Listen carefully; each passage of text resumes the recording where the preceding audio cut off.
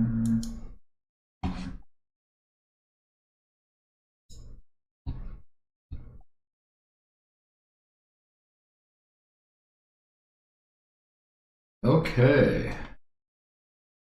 Hopefully y'all can hear me this time. Happy Sunday, everyone. It is October 22nd, 2023. So I did the recording of this yesterday, and after 55 minutes of doing it, discovered that the microphone wasn't recording. So total waste of my time. That's okay. I figured out the highlights to go over, so this time will actually be shorter than it normally would have been. We are at a part that probably most of you will recognize because it's about Noah, obviously. Noah and the flood. All right. Last thing to get before we get started is, at which point am I done? This is, so we're doing 6:9 to 11:32. So this is going all the way through Noah and going until the almost beginning of Abraham, at the time named Abram. So again, a lot of y'all are going to recognize this part, but I'm going to go over this a little bit quickly. Again, I know where all the good stuff is at this point, so I'll fly through this. All right. This is at the account of Noah and his family. Noah was a righteous man, blameless among the people of his time, and he walked faithfully with God. Noah had 3 sons, Shem, Ham, and Japheth. Now the earth was corrupt in God's sight and was full of violence. God saw how corrupt the earth had become, and for all the people on earth had corrupted their ways. So God said to Noah, I'm going to put an end to all people, for the earth is filled with violence because of them. I am surely going to destroy both them and the earth. So make yourself an ark of cypress wood, make rooms in it, and coat it with the pitch inside and out. This is how you are to build it. The ark is to be 300 cubits long. If you do not know what a cubit is, which I would not blame you, I happened to look it up yesterday, and here we go. Cubit is about, let's see, I remember, it is generally considered to be the length of an elbow to the tip of your outstretched fingers, so about 18 inches. So whenever I looked at this, a cubit's like here to here. That's kind of what a cubit is. That is the biblical, usually, unit of measurement. They're not going to be dealing in feet or meters. They have cubits, and we're going to see those whenever they're building the ark and other things down the road. So that is the instructions for this ark. It is in cubits. Ark is 300 cubits long, 50 cubits wide, 30 cubits high. Make a roof for it, leaving below the roof for an opening 1 cubit high all around. Put a door on the side of the ark and make lower. These are all just the instructions. I'm trying to remember if there's anything interesting here. So God's making a deal with Noah. God thinks Noah's the only good person on earth, so him and his direct family are going to be allowed to live while God destroys the rest of the humans. Which is interesting, and it implies some things about humanity, that God is kind of saying that humans are almost made to be violent, and he regrets it and needs to press the reset button. And yet, the fact that he's saving Noah indicates there are ways to override the bad tendencies in mankind. At least that's kind of what the theory is. I think looking into this, is maybe culture can override the bad instincts in humanity. It's kind of what my big takeaway from that is. I don't know if that's actually true or not, but that's what God is hoping for here. But I will establish my covenant with you, and you'll enter the ark, you and your sons, your wives, and sons and wives with you. You're to bring into the ark 2 of all living creatures, male and female. So we know this part. He's going to get all the creatures around, 2 of each, so they can procreate after the fact and repopulate. Now, if you're thinking of this scientifically, you know there's a problem genetically with this. You know that having only 2 of each animal reproducing is going to be way too much inbreeding. The genetics is going to get messed up, and we would not be here today. Same with the humans, Noah's family. So, conventional wisdom says that there are other humans beyond just Noah and his family after this flood is over. In fact, I know there's actually other flood stories in like ancient Mesopotamia and around the Middle East civilizations around that time. So there's a chance there actually was a major flooding event in that region of the Middle East. And this is just detailing Noah's account of it, of one family surviving through it. Let's see. I'm going to bring floodwaters and destroy all life into the heavens. Every creature has a breath of life in it, except for the ones we're going to spare. Everything on earth will perish, but I will step. Okay, so we're good there. So everything, Noah does all that. Good. Lord then says to Noah, "Go to the ark, you and your whole family, because I have found you righteous in this generation. Take with you 7 pairs of every kind of clean animal, a male and its mate, and 1 pair of every kind of unclean animal and its mate." So here's a question. What determines what's a clean animal and what's an unclean animal? This idea is going to come back down the road, especially when we get to like Leviticus and Deuteronomy, where the rules of what is a kosher animal and what's not kosher gets laid out. That kind of will be the coding of what counts as a clean and unclean animal. And what's interesting to me is that all the way going back near the beginning of Genesis with Noah's story, we already have a split of what's a clean animal and a non-clean animal, even though it's not going to explicitly tell us yet. It's going to later, but not yet. But they still kind of figured out what that might be. With that, taking 7 pairs of every kind of clean animal and 1 pair of every unclean, obviously the idea is to populate the earth afterwards with all the clean and have there be far lesser unclean. So if you have cows are a clean animal, and let's say snakes are an unclean animal, because they slid on the ground, we'll find out later.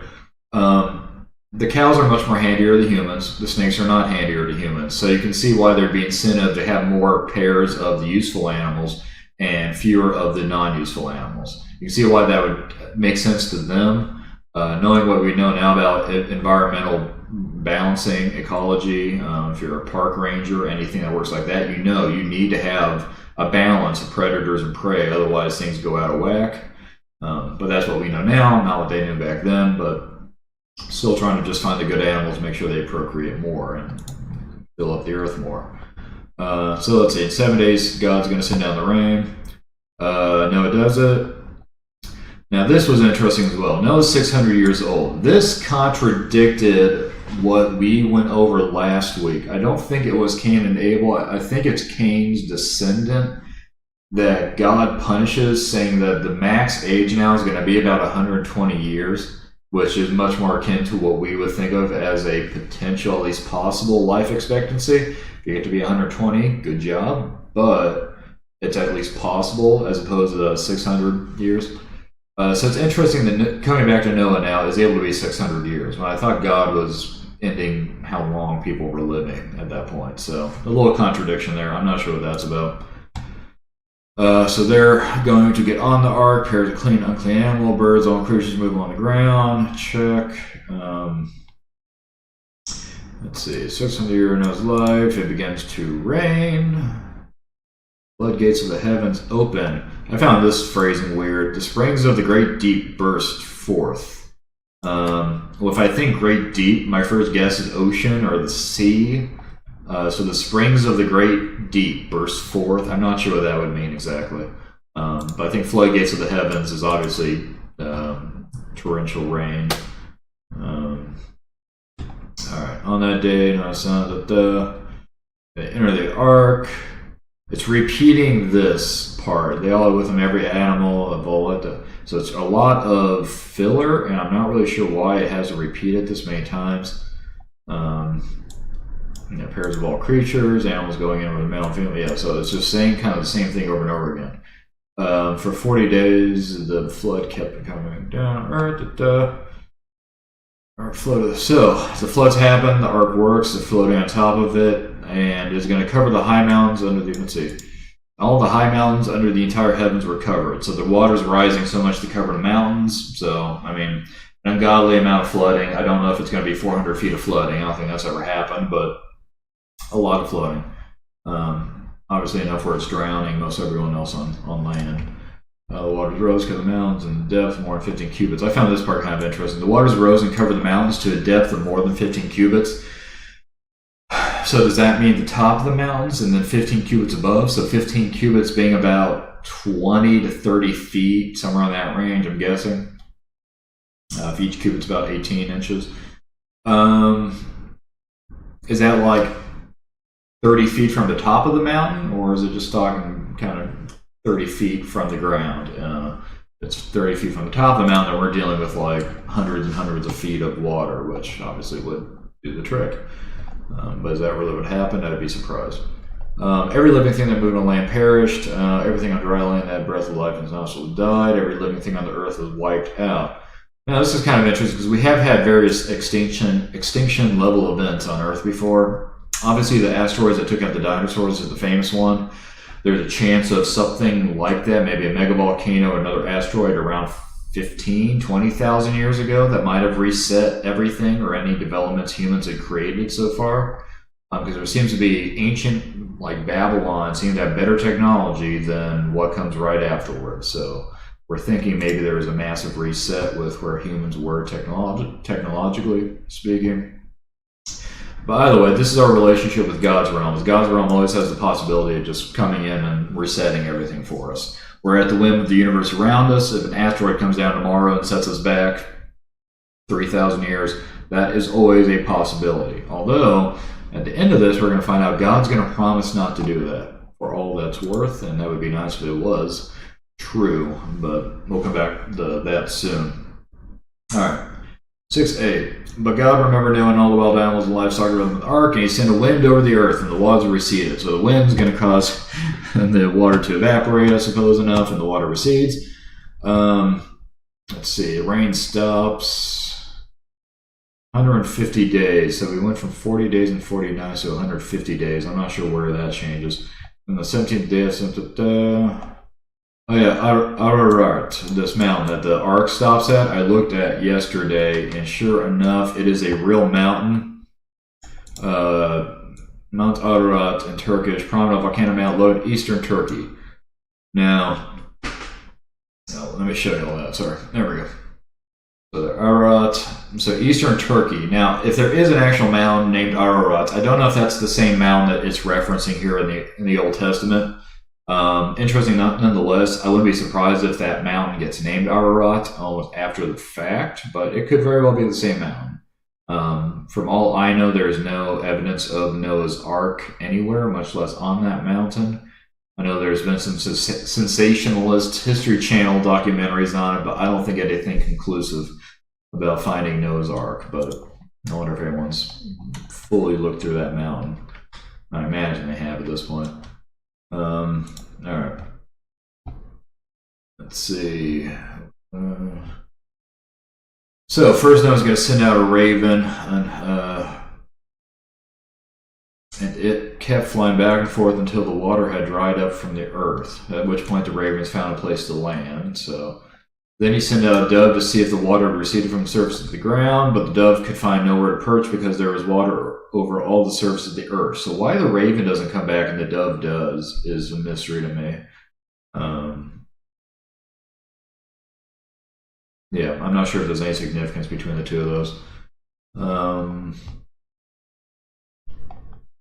So with the dove, it's going to bring back an olive branch. When the dove returned to him in the evening, there in his beak was a freshly plucked olive leaf. Kind of interesting because obviously if the earth had been submerged in water, all the vegetation would drown. It wouldn't get oxygen and it wouldn't get enough sunlight. So all the plants would die underwater. I mean, unless you're seaweed or an underwater vegetation. So there shouldn't be olive trees at that time, not when the waters are first receding back down. So this indicates to me that there is land that survived the flood that did not get covered totally. Otherwise, there just wouldn't be olive trees yet. Would be eventually, but not this early on. So I'm assuming some olive trees survived on some land high up there. Just as far as around Noah, there's nothing available. But that's a clue that the waters had receded enough. Let's see, by the first water driving, remove the current from the ark, so the ground is dry. But so after a long enough time, they're kind of waiting on top of this mountain they've anchored onto, and eventually it's dried enough that they can actually leave the ark. The God said to Noah, "Come out of the ark, you and your wife and your sons and their wives. Bring out every living creature is with you, the birds, the animals, and all the creatures that move along the ground, so they can multiply on earth and be fruitful and increase in number in it." So Noah comes out, all of them come out, all the creatures come out. Now, another fun part. Noah built an altar to the Lord, taking some of the clean animals and clean birds, he sacrifices burnt offerings to it. We are going to be seeing a lot of sacrifices throughout the Old Testament. It is the old way of showing appreciation to the Lord, and is usually done with a quote-unquote clean animal, a goat or a cow or something that is useful for humans. That will be what is worthwhile to God being sacrificed. What's interesting is the rules of sacrifice are not laid out as will be later. So this is kind of a reflection of already how do you say this, the culture at this time around Noah has the expectations that you sacrifice animals to God in appreciation. And I've got various interpretations of what sacrifice is all about. It sounds fairly barbaric by modern day standings, but I have interpretations that make it a little less barbaric, and some of it is more akin to like paying a tax. Instead of a tax to the government, it's more of a tax to God and appreciation. There's also psychological elements of by sacrificing something important to you, you don't take it for granted. There's various interpretations, but we're going to be coming back to a lot of sacrificing down the road, so no worries. The Lord smelled the pleasing aroma and said in his heart, never again will I curse the ground because of humans, even though every inclination of the human heart is evil from childhood. So that's interesting. And never again will I destroy all living creatures as I have done. So God makes a pact. He's going to never destroy every living creature on earth again. I hope that holds true. I don't want to have to worry about asteroids ever. Fortunately, we have Jupiter. Jupiter keeps us safe from a lot of the big asteroids. You can kind of see that as God's realm helping protect us. However, as I guarantee, I don't ever think of it as. There may be one day an asteroid hits and that's goodbye sunshine. But it's been a while. So far, so good as far as human beings go. I do worry much more about what man's realm will do to the earth than what God's realm will do to the earth. I worry much more about nuclear war than I do about asteroids. So this kind of, if you were a literal religious thinker, this would be comforting. You don't have to worry about God destroying us the same way again. Although never again will I curse the ground because even though every inclination of the human heart is evil from childhood. Isn't that an interesting thought? So it's kind of saying right here that humans are evil from the get-go. Whatever the evil means in this context is interesting. And there is reason to think that. I mean, I have children, I have babies, and they are selfish. They don't know how to share naturally.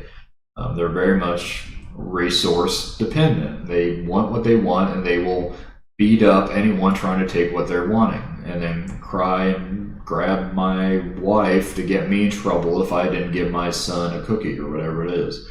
Now, is that downright evil? Not necessarily. It's just not really thinking about considering others, because that takes longer to develop. But it's an interesting idea that in the Bible, near the beginning of the Bible, it's assuming humans are evil from the get-go. And again, there might be truth to it. The idea of having civilized people, civilization takes time, and you have to work on having a civilized society. It is not a natural occurrence. Otherwise, we would have had them hundreds of thousands of years ago.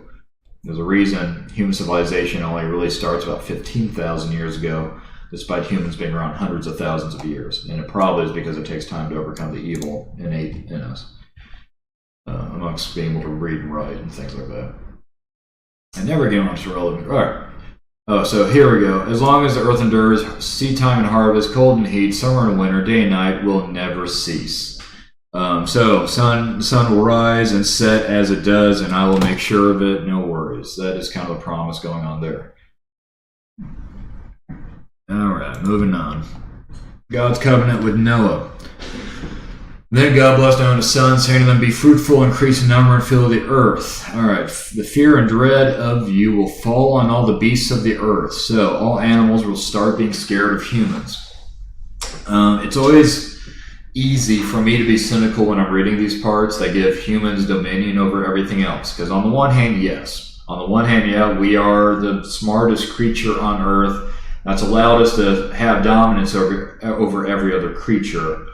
But we mess that up a lot. We kill all the bison, we kill all the birds, or we do something of that sort that throws the balance in God's realm off kilter, and we end up having more problems like starvation down the line because of it. So with being in charge of the earth, more or less, as far as our species goes, there are responsibilities that come with it. And I worry that a lot of times this is written after the fact, like a civilization like ancient Rome justifying humans being able to eat every animal they see by writing it into the scripture. I'm probably not going to know until I read other interpretation or translations of the Old Testament, but whenever I just see, here, humans, you're in charge of everything, enjoy it, I get a little bit cynical and a little curious if there's a self-serving motive in the progression of the Bible over time. Nonetheless, we are in charge of the earth. We are created in God's image, so we can create and destroy elements of the earth as we kind of see fit, and more so as time's gone on. And with that comes the responsibilities of it. We can make this world much better, but we can also destroy it very easily at this point. And we're obviously doing a pretty good job at it right now. On every creature who is on the ground, they're given into your hands. So humans are in charge. Everything that lives and moves about will be food for you. Just as I gave you the green plants, I now give you everything. So it's kind of interesting. I guess God's going from humans are all bad. Here, I'm going to save one family and kill all the humans. Let's press the reset button. Now humans, I'm going to let y'all be in charge of everything again. You get everything. Just like I told Adam and Eve, I'm going to tell Noah again. And it's kind of the same cycle, which I find interesting. I don't know what to make of it, but certainly sort of how humans interpret involving God's realm of things. All humans seem to think they get dominion over the nature. Interesting, it's repeating nonetheless. But you must not eat meat that has its lifeblood still in it, hence kosher salt. If you've ever used kosher salt, the reason it's called kosher salt is because it is used to drain blood out of meat. Because back in the day, they thought blood was akin to what is making something alive. They thought your soul was in your blood, more or less. But you can see why that would come about. If you've, not that y'all have seen it, but if you imagine anyone ever bleeding out way back in history, it would look that way. Someone gets bitten and loses an arm, bitten by a tiger or whatever, and loses an arm, and you see him fading away. He's losing blood, he's getting dizzy, gets pale, he falls over, and he dies. And it would look like as you're losing blood, you're losing life, because you are, but it's not because our soul's leaving our body via our blood, it's just oxygen's not getting to where it needs to be. Either way, you could see why they would think blood is the source of the soul in ancient civilization. For your lifeblood, I will surely demand an accounting. Okay, this part confused me. I'm not sure what this is going for. For your lifeblood, I will surely demand an accounting. I will demand an accounting from every animal, from each human being too. I will demand an accounting for the life of another human being. Which sounds, and then it continues down here. Whoever sheds human blood, by humans shall their blood be shed, for in the image of God has God made mankind. So this is a big change from civilizations before and some other civilizations still around today. Every human life is value now. Humans are created in the image of God. That gives humans each individual worth, and if you take a human's life, your life should be taken as well, because you just threw away something that was far greater than what you understood it to be. That's where that's kind of going from. Whereas you go to a lot of collectivist, socialist countries, the value of human life is not nearly what it is in Western countries. If you go to Djibouti, if you go to Somalia, go to the Republic of Congo, you will find the value of individual human life is not much. Money's worth much more than your life over there. And humans treat each other accordingly. It's not pretty. But our Western ideals of every individual mattering, this is the root of that. This is where that foundation philosophically is going to come from. And it's also kind of the precepts of thou shalt not murder. So you can see the beginnings of what will become some of the commandments coming to bear. As for you, be fruitful and increase in number, multiply on the earth and decrease upon it. So repeating that part. Then God said, let's see, so here again, it's kind of repeating the same thing over. Talking about this covenant, I will not destroy the earth again. Yeah, never again will all life be destroyed by the waters of a flood. Never again will there be a flood to destroy the earth. And God said, this is a sign of the covenant I make between me and you. And I have set my rainbows in the clouds, and it will be a sign of the covenant between me and the earth. Interesting, the rainbow. I don't know where the rainbow gets picked from that. My only guess is that rainbows come with the rain, obviously.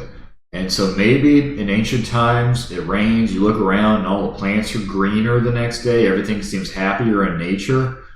You might then assume that, like, with that rainbow is a sign of good things to come, because everything's going to start acting happier after the rainbow. All the plants are happier, they just got water, and everything's a little bit greener. So that might be where the rainbow comes to be a symbol of of blessings from earth, blessings from God with earth. A sign just that God's not going to destroy the earth, as I guess it's trying to be here, which is an interesting choice. Whenever I bring clouds over the earth and the rainbow appears in the clouds, I will remember my covenant between you and all the living creatures of every kind. Never again will the waters become a flood to destroy all life. Whenever the rainbow appears in the clouds, I will see it and remember the everlasting covenant between God and all living creatures of every kind on the earth. So it might be kind of an after the fact, like, okay, we've seen rainbows, the humans think they're pretty, and a lot of the times in mythology and religion, you see a phenomenon and you're like, oh, I don't know, a Greek god put the stars in the sky as an homage to this event. Usually creation stories kind of go backwards like that, and this seems to sound like it's one of those. The rainbow doesn't exist because of inflection of the light. It exists because God put it there as a promise. So you could, again, there's connections with the rainbow, meaning the earth is about to be happier where you are, so that might be why they picked the rainbow, but it's kind of humans having backwards thinking, as is going to happen a lot, as we find out scientifically later. So God said to Noah, this is a sign of the covenant I've established between me and all life on earth. Great. Okay, so now we get to sons. Now things get kind of interesting. This is a weird story that can be interpreted a couple different ways. I'm going to go with pretty much what's saying at face value, and you're going to know what I mean here in just a sec. I skipped this part. So he has 3 sons, and then from these 3 sons will come the people who are scattered over the whole earth, really just the Middle East, it sounds like. Noah, a man of soil, proceeded to plant a vineyard. When he drank some of its wine, he became drunk and lay uncovered in his tent. Ham, the father of Canaan, saw his father naked and then told his 2 brothers outside. That's all. But Shem and Japheth took a garment and laid it across their shoulders, and then they walked in backward and covered their father's naked body. Their faces were turned the other way so that they would not see their father naked. So, starting here before we move on. So, Noah, the great guy who God picks to be the uprighteous human example, grows his own wine, gets way too drunk, and passes out naked, apparently. Ham, the middle of the sons, I believe that's the middle one, yeah, the middle of the sons,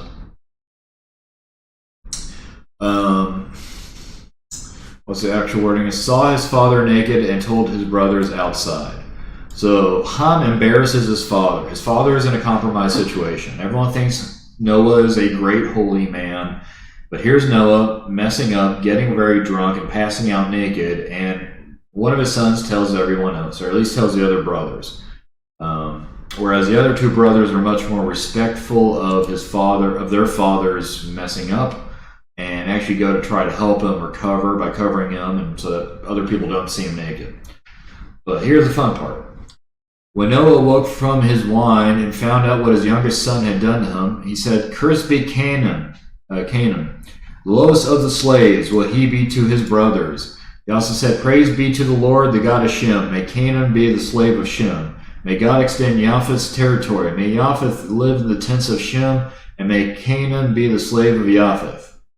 So, let's see, and then Noah dies at the age of 950 years old. So, one of Noah's sons embarrasses him, and Noah curses that lineage to be the lowest social class as opposed to the other 2 sons. Which is kind of an overreaction if one's just saying, "Hey, I see father passed out naked. Did y'all see?" And what I'm thinking might be here is Noah being really insecure. He's been told that he's the uprighteous human being example that God picked to help survive humanity and be a better humanity afterwards. Coming from Noah's descendants will be everyone else.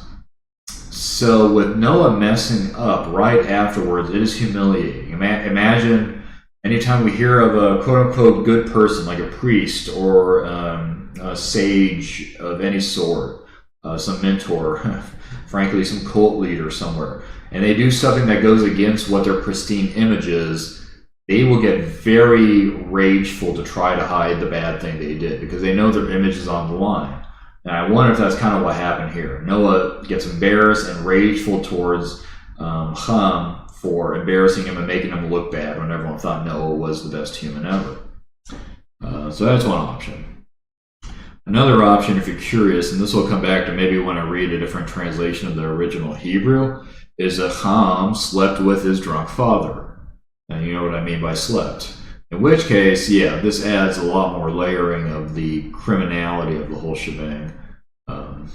Bad choice of words, but it adds an extra layering to it. I'm not going to assume that's what happened. He says, let's see, saw his father naked and told his brothers outside. So Ham's just embarrassing his dad, telling everyone that, at least the two brothers, that Noah is drunk. Your dad is drunk and passed out. Our dad is drunk and passed out. And yeah, it's embarrassing. So that's Noah's punishment for them. Now, the Table of Nations. This is all going to be, not all of it, but a good chunk of this I'm going to fly through. I'm not even going to read some of this because this is lineages. This is with humans after Adam and Eve being comprehensive of the past and future. They're going to start paying attention to their descendants and their lineages. Things that my dogs or my cats don't care about who their grandparents are or don't honor their grandparents.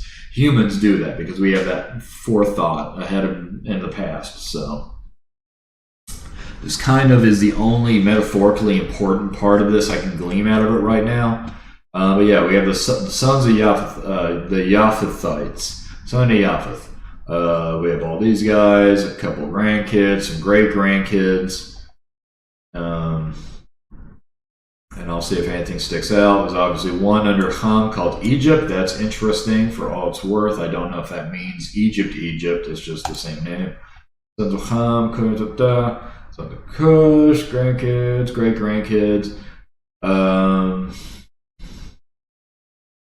This mentions Nimrod being a mighty hunter, like Nimrod, a mighty hunter before the Lord. It's kind of weird when you're using a phrase that shouldn't exist, but it's saying, oh, that's why we call it this, because him, like a mighty warrior. It's kind of, I don't know, it's weird, the phrase. I feel like this was added in way later, and this phrase already existed colloquially.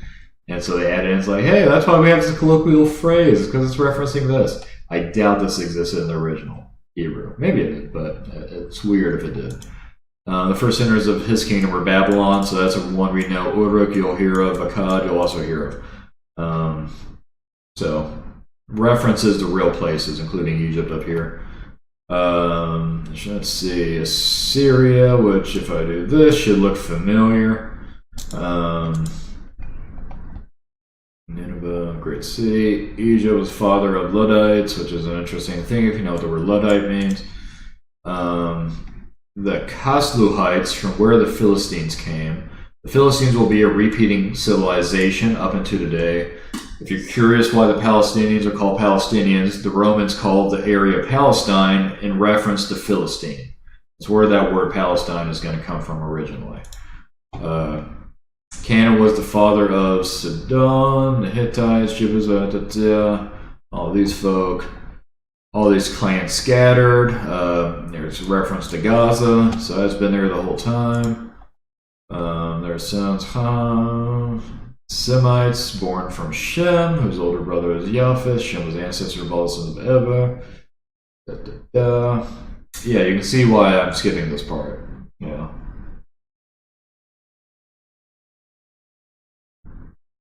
So it's kind of just talking about the lineages and spreading out. Clans of no sin, according to the lines of sin. All right, so these are the kind of the people spreading out and reestablishing civilizations in the Middle East. Yeah. All right, the Tower of Babel. How far are we going again? 1132. So here's 11:1. So 1132, we're good for this parsha. All right, the Tower of Babel. Now the whole world had one language and a common speech. As people moved eastward, they found a plain in Shinar and settled there. They said to each other, come, let's make bricks and bake them thoroughly. They used brick instead of stone and tar for mortar. Then they said, come, let us build ourselves a city with a tower that reaches to the heavens so that we may make a name for ourselves. So ego is already coming back in play pretty quickly. Humans are wanting to make themselves divine and reach something that will bring them to the divine. The highest tower that we can build so we're closer to God. Otherwise, we'll be scattered over the face of the whole earth. Interesting. But the Lord came down to see the city and the tower the people were building. The Lord said, If as one people speaking the same language they have begun to do this, then nothing they plan to do will be impossible for them. Come, let us go down and confuse their language so they will not understand each other. So, a couple things to think about here. One, why is everyone speaking the same language? If they're all descendants of Noah, that's fine. But in reality, there probably are various languages going about. But still, in this part of the Old Testament, they're assuming everyone's speaking the same language. Again, maybe it's just all the descendants of Noah are indeed speaking, I don't know if it's ancient Hebrew or Aramaic or what they're speaking, but they could all be unified, at least in that region at this time. But that's apparently an issue for God. Apparently, we just do it too well. If we're all speaking the same language, then nothing we plan to do will be impossible. We'll be able to do anything we want if we all speak the same language, and that can't be. The reason that can't be is weird. I don't know why that can't be. And that fits with how humans are. Because I wonder if we would have nearly as much bloodshed and war if we all spoke the same language. It's a lot easier psychologically to dehumanize your enemies in war if they don't speak your language. If they don't look like you and they don't speak your language, you can dehumanize them and kill them and not feel much remorse. Makes it a lot easier to kill Nazis when they're speaking German. But if they're starting to speak the same language as you, it gets a little bit harder to dehumanize them. You really have to have a tribal reason to dehumanize them as an other tribe that you don't think of as humans, but more like pests or roaches or whatever you've heard people get demoted to. So there is some truth to this. If we did all speak the same language, I think there'd be far less bloodshed. We wouldn't be able to dehumanize each other as much as we always have. So that part rings true. The nothing they plan to do will be impossible for them. So if we all got together and spoke the same language, we could do anything. And oddly enough, that's a problem to God. I find that part interesting. I wonder what the threat is. Speaking from a modernist point of view, it might be that we would destroy ourselves and uproot the balance in nature and in God's realm too easily. Kind of like where we are right now with nuclear weapons and all the technologies we have. We have the ability to mess up things real badly. We can destroy this planet. We can destroy this planet many times over. So that might be what God was worried about. Was with the language, we'd be going too fast in technology, not have the culture to keep up with it, and accidentally get ourselves killed. Or mess up God's realm completely. Blow up the moon and send things out of orbit. Who knows? Either way, that might be why God's concerned. And then there's this, come, let us go down. Interesting part for me, this being the foundation of monotheism for Judaism, Christianity, and Islam. Why us? Come, let us go down and confuse their language. Who's with God? I always kind of thought of God as just kind of as a monotheistic, as a one, maybe not being, but a oneness element to it.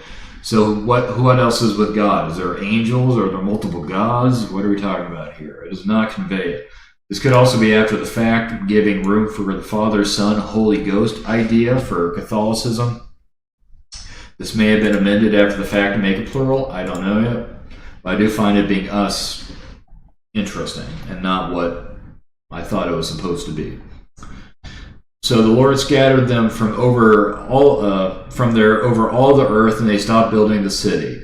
That is why it was called Babel. Okay, because there were that is Babylon. Babel sounds like the Hebrew word for confused. Oh, well, there we go. Thank you, Bible.com. So Babel means Babel's Hebrew for confused. I didn't know that. I guess it'd be Babylon forever. You're confused forever. Tell me about it. Because there the Lord confused the language of the whole world. From there the Lord scattered them over the face of the whole earth.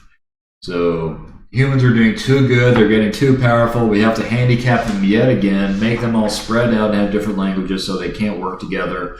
And what? Assert God's power? I'm not sure what the great threat here is. My modernist assumption is destroy ourselves. As technology has been getting way ahead of where our brains can keep up with it, so we're dealing with anxiety and depression at rates never seen before because of where technology is and where our brains cannot cope with it well. That might be a real risk that if we are too productive and get too far ahead technologically, there's nothing to stop us from destroying ourselves too easily, and all of God's work would have been wasted. So that's one theory. All right, let me double check that. 1132. This is 10. Okay. From Shem to Abram. All right, this is Shem's family line. I think this is a repeat of just lineages, so I can probably skip over to all this and spare y'all. Yeah. Let's see if there's anyone in particular here. No. Yeah, this is literally going down to Abram. So this is the split from Shem's family to Abram, as it says right there. Yeah, it's just family tree stuff. If there is metaphor, symbology, or anything in this, it's going over my head. If there's anything special in the numbers, that's in the field of gematria, which I don't know if y'all have heard of yet. It's numeric symbolism, if you will, where every number has a letter affixed to it. So like the number 13 will mean lucky or something of that sort, just based off what the Hebrew letters are. And Aleph, which is the first Hebrew letter, is a 1. Bet is a 2, for example. So there might be some hidden symbology in these numbers, but I don't know. And I haven't heard of anything, so I figure if it's obvious, I would have heard of it. We'd be humorously bragging about it. At least I would have heard a rabbi brag about it at some point, but I haven't, so I'm not sure. Anyways, here we go. Terah, the last one, becomes the father of Abram, Nahor, and Haran. If you know who Abram is, I'm not going to spoil it for you, but that is, obviously we're getting to the inflection point of monotheism, where we're going from not only are we now split off from the rest of the animal kingdom, but now we're going to have a figure that leads us from the idolatry and polytheism of most civilizations humanity's built at this time. And Abram, who's eventually going to get his name changed, is going to be the pioneer of monotheism, which will be the foundations for Judaism, Christianity, and Islam. So that's why it's a big deal. Let's see, is there anything, is anything useful here? Abram's wife is Sarai, right here it's Sarai. That's pending to change as well to something more familiar. Let's see. Let me make sure, so we're ending on 32. So yeah, it is this ending one. All right, so Terah took his son Abram, his grandson Lot will return, son of Haran, and his daughter-in-law Sarai, the wife of his son Abram. And together they set out from Ur of the Chaldeans to go to Canaan. But when they came to Haran, they settled there. So they didn't make it where they're trying to go. They stopped early.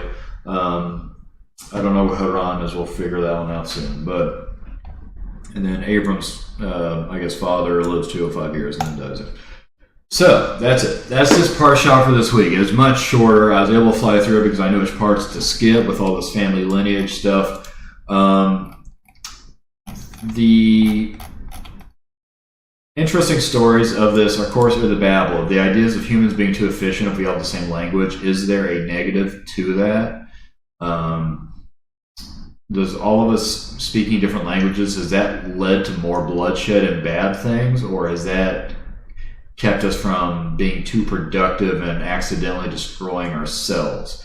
We now know in the state of God's realm the energy is there. We just had to figure out how to split the atom, and there's probably more scientific discoveries down the road that will enable us to have powers far beyond what we could fathom. And is that what God is scared of? Is that what's the problem? Is there such power in God's realm to be manipulated that if humans created in God's image can tap into it, we will quickly destroy ourselves, the planet, and God's realm as a whole? In our case, the Milky Way, our galaxy, or beyond it. I don't know. That might be what the concern here was, and that's why God sabotaged humanity. So whether that's a pro or a con, which one outweighs what, is a good conversation to have. And then as far as Noah goes, the only thing I find interesting, or the big takeaway from Noah's story I find interesting, is that God is seeing humanity as a failed project, that all humanity is just programmed to be evil and we're stuck in our ways and it's just all falling to shit. Everyone's just being way too sinful and God wants to press the reset button. The question is whether that evil is in us culturally or if it's in us biologically. Are we ingrained with evil like God's saying we are since we're newborns? It says in some other part here. God seems to think no, because he's taking Noah, he's taking a good human, and hoping that Noah's offsprings will reset humanity's behavior. That by having the patriarch of our lineage be a righteous man, who later messes up, but I guess is still a righteous man, that the culture of Noah can override our evil natural tendencies of being human. God seems to think that. Doesn't work? No, because we keep killing each other, we keep being evil pieces of shit. But that's obviously kind of the base element of being human. We do a lot of nasty, selfish things to each other. If you haven't paid attention, read the news, and you'll see how evil we can be to each other.